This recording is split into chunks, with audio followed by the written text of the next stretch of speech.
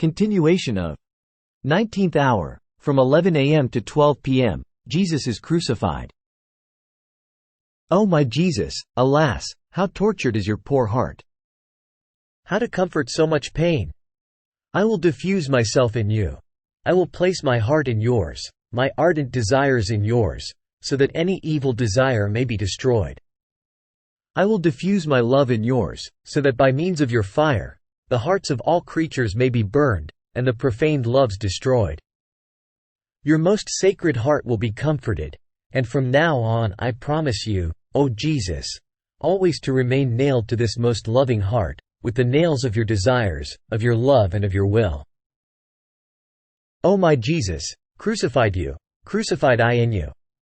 Do not allow me, even slightly, to unnail myself from you, but let me always be nailed to you to be able to love you and repair for all, and to soothe the pain which creatures give you with their sins. Second part, Jesus crucified. With him we disarm divine justice. My good Jesus, I see that your enemies lift the heavy wood of the cross and let it drop into the hole they had prepared. And you, my sweet love, remain suspended between heaven and earth. In this solemn moment, you turn to the Father, and with weak and feeble voice, you say to him, Holy Father, here I am, loaded down with all the sins of the world. There is not one sin which does not pour upon me. Therefore, no longer unload the scourges of your divine justice upon man, but upon me, your Son. O Father, allow me to bind all souls to this cross, and to plead forgiveness for them with the voices of my blood and of my wounds. O Father, do you not see how I have reduced myself? By this cross, by virtue of these pains, concede true conversion, peace, forgiveness and sanctity to all. Arrest your fury against poor humanity, against my children. They are blind, and know not what they are doing. Look well at me, how I have reduced myself because of them. If you are not moved to compassion for them, may you at least be softened by this face of mine, dirtied with spit, covered with blood, bruised and swollen by the so many slaps and blows received. Have pity, my Father. I was the most beautiful of all, and now I am all disfigured, to the point that I no longer recognize myself. I have become the abject of all, and so, at any cost, I want to save the poor creature. My Jesus, how is it possible that you love us so much? Your love crushes my poor heart. Oh, I would want to go into the midst of all creatures to show this face of yours, so disfigured because of them, to move them to compassion for their own souls and for your love. And with the light which emanates from your face, and with the enrapturing power of your love, make them understand who you are, and who they are, who dare to offend you, so that they may prostrate themselves before you, to adore you and glorify you. My Jesus, adorable crucified, the creature continues to irritate divine justice, and with her tongue, she makes resound the echo of horrible blasphemies, voices of curses and maledictions, and evil discourses. Ah! All these voices deafen the earth, and penetrating even into the heavens, while deafening the divine hearing, they curse and ask for revenge and justice against her. Oh! How divine justice feels pressed to hurl its scourges! Oh! How the many horrendous blasphemies ignite its fury against the creature! But you, O my Jesus, loving us with highest love, face these deadly voices with your omnipotent and creative voice, and cry out for mercy, graces and love for the creature. In order to appease the indignation of the Father, all love, you say to him, My Father, look at me once again, do not listen to the voices of the creatures, but to mine. I am the one who satisfies for all. Therefore I pray you to look at the creature, and to look at her and me. If you look at her outside of me, what will happen to her? She is weak, ignorant, capable only of doing evil, and full of miseries. Have pity, pity on the poor creature. I answer for her with my tongue embittered by bile, parched by thirst, dried and burned by love. My embittered Jesus, my voice in yours wants to face all these offenses, all the blasphemies, in order to change all human voices into voices of blessings and praises. My crucified Jesus, at so much love and pain of yours, the creature does not yet surrender.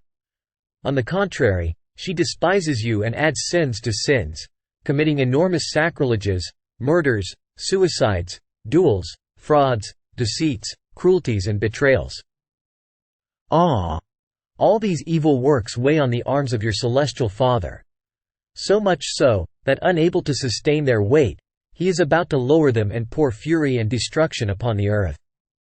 And you, O my Jesus, to snatch the creature from the divine fury, fearing to see her destroyed, you stretch out your arms to the Father, you disarm him, and prevent divine justice from taking its course. And to move him to compassion for miserable humanity and to soften him, you say to him with the most persuasive voice, My Father, look at these hands, ripped open, and the nails that pierce them, which nail them together with all these evil works. In these hands I feel all the spasms that these evil works give to me. Are you not content, O my Father, with my pains? Am I perhaps not capable of satisfying you? Yes, these dislocated arms of mine will always be chains to hold the poor creatures tightly, so that they may not escape from me, except for those who wanted to struggle free by sheer force. These arms of mine will be loving chains that will bind you, my Father, to prevent you from destroying the poor creature. Even more, I will draw you closer and closer to her, that you may pour your graces and mercies upon her. My Jesus, your love is a sweet enchantment for me, and pushes me to do what you do. So, together with you, at the cost of any pain, I want to prevent divine justice from taking its course against poor humanity. With the blood that pours out of your hands I want to extinguish the fire of sin that ignites it, and to calm its fury. Allow me to place in your arms the sufferings and the torments of all men, and the many hearts, grieving and oppressed. Allow me to go among all creatures and press them all into your arms, so that all of them may return to your heart.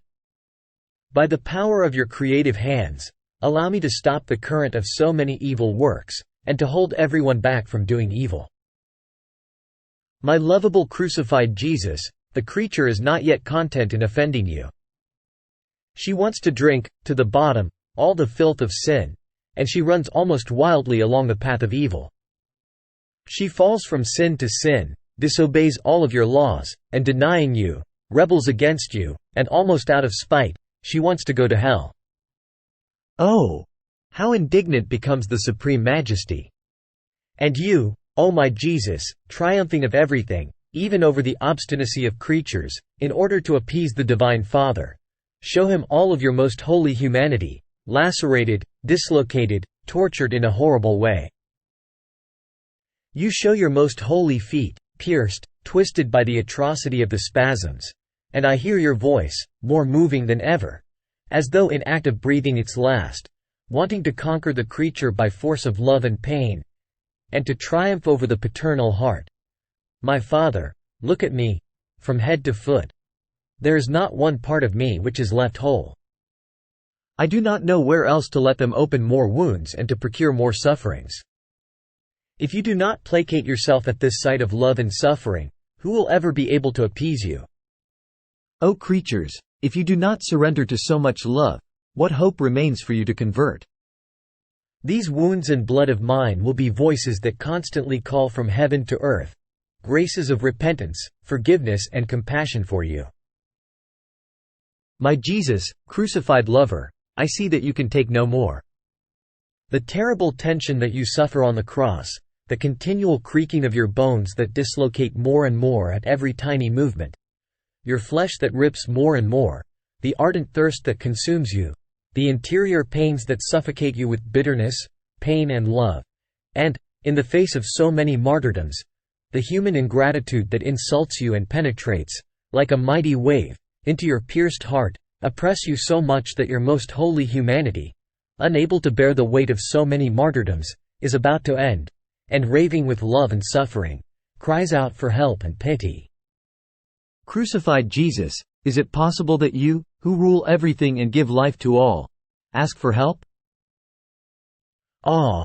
How I wish to penetrate into each drop of your most precious blood, and to pour my own in order to soothe each one of your wounds, to lessen and render less painful the pricks of each thorn, and into every interior pain of your heart to relieve the intensity of your bitternesses. I wish I could give you life for life. If it were possible, I would want to unnail you from the cross and put myself in your place. But I see that I am nothing and can do nothing. I am too insignificant. Therefore, give me yourself. I will take life in you, and in you, I will give you yourself. In this way you will satisfy my yearnings. Tortured Jesus, I see that your most holy humanity is ending, not because of you, but to fulfill our redemption in everything.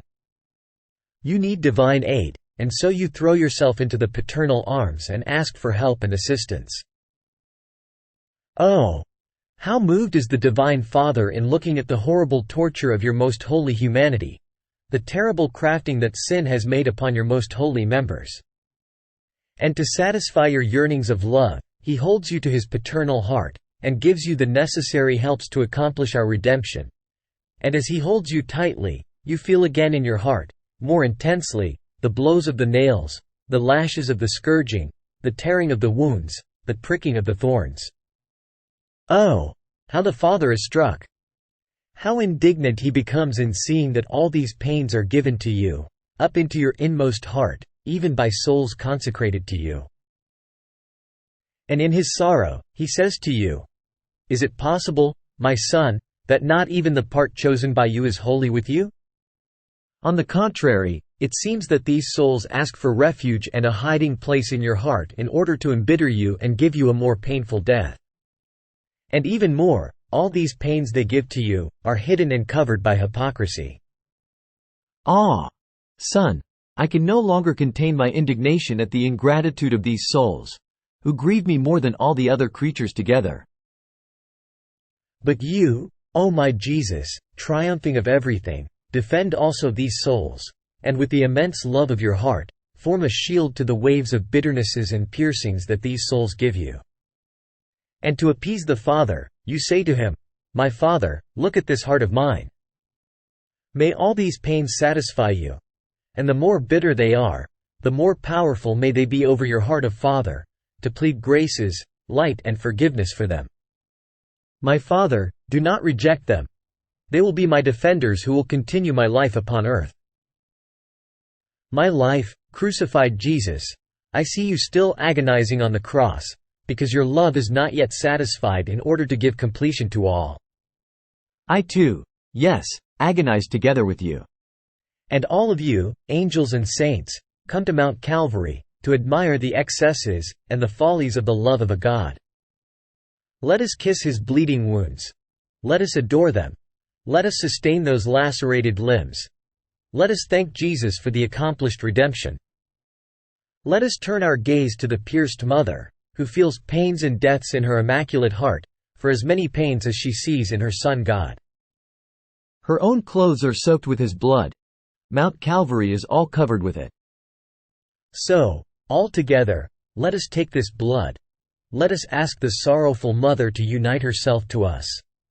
Let us divide ourselves throughout the whole world, and let us go to the help of all.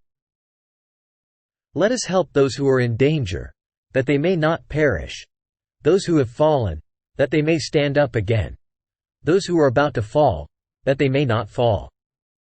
Let us give this blood to the many poor blind, that the light of truth may shine in them. In a special way, let us go into the midst of the poor soldiers, to be their vigilant sentries, and if they are about to be struck by the lead of the enemy, let us receive them into our arms, to comfort them. And if they are abandoned by all, if they are desperate with their sad destiny, let us give them this blood that they may be resigned, and the atrocity of the pain lessened. And if we see that there are souls who are about to fall into hell, let us give them this divine blood, which contains the price of redemption. Let us snatch them from Satan.